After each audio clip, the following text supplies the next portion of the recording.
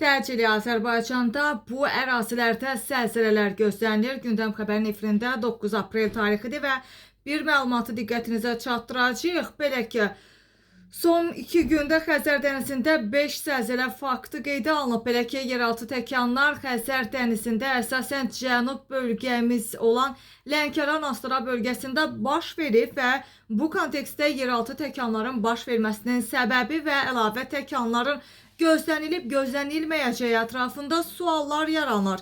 Mövzu ilə bağlı açıqlamasında Geologiya və Geofizika İnstitutunun şöbə müdiri Qulam Babayev bildirib ki, son 2 gündə Xəzər dənizi ərazisində ardıcıl zəlzələlərin qeydə alınması müəyyən narahatlıq yaratsa da bu proses əsasən təbii geoloji faktorlarla izah olunur. Bir qədər təhlükəli görünsə də ümumilikdə Xəzər dənizi mürəkkəb seysmik aktiv zona hesab olunur və Azərbaycanda da tektonik baxımından fəal bölgədə yerləşir.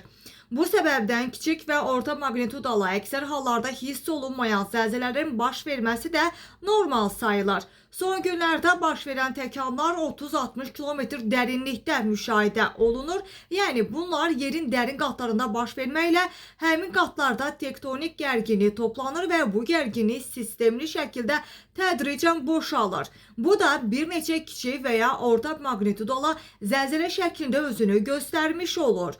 Və Xəzər dənizinin dərinliklərində mövcud olan tektonik qırılmalar və geoloji pozuntular olduqca zəngindir və onlar bir-birinə çox yaxın qovşaqlarda yerləşir və həmin qırılmalar da daha aktiv hərəkətə keçəndə nəticədə ərazi seysmik baxımdan fəallaşır və zəlzələlərin baş verməsinə səbəb olur. Qulam Babayev həmçinin vurğulayıb ki, burada müşahidə etdiyimiz proses silsilə formasındadır, yəni seriya şəklində baş verir. Biz bunu seismik sürü, yəni earthquake swarm adlandırırıq. Yəni bu böyük zəlzələdən sonra yaranan aftershoklar deyil, əksinə eyni zonada bir neçə zəif və ya orta güclü təkanın ardıcıl baş verməsidir. Hazırda Xəzər dənizində də məhz bunu müşahidə edirik. Bu təhlükəli görünə bilər, amma Azərbaycanda dağıdıcı, güclü, katastrofik zəlzələnin baş verməsi ehtimalı çox aşağı səviyyədədir. Mikro zəlzələlər adlanan kiçik zəlzələlər baş verir. Hiss olunan zəlzələlər isə ümumiyyətlə qaçılmazdır. Dağıdıcı zəlzələ ehtimalı da öz növbəsində aşağı qiymətləndirilir.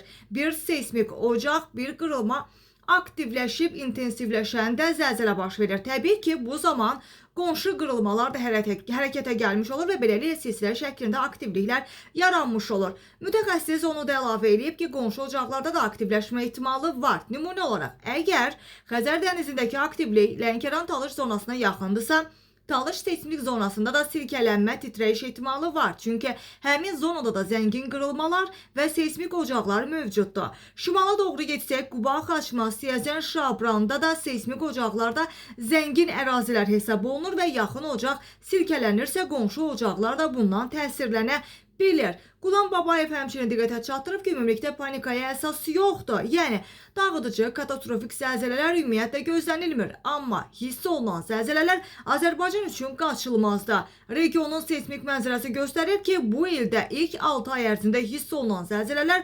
Azərbaycanda qaçılmazdır və qonşu ocaqların da silkələnməsi ehtimalı mümkündür. Yəni, Şamaxı, İsmaili zonası da silkələnə bilər. Buna səbəb isə Xəzər dənizində hazırda aktivləşməsi və bir-biri ilə əlaqədə olan ocaqların fəallaşmasıdır deyə mütəxəssis qeyd edib. Qeyd edək ki, Gündəm Xəbər bu məlumatı məhz Modern Aza istinadən diqqətinizə çatdırdı.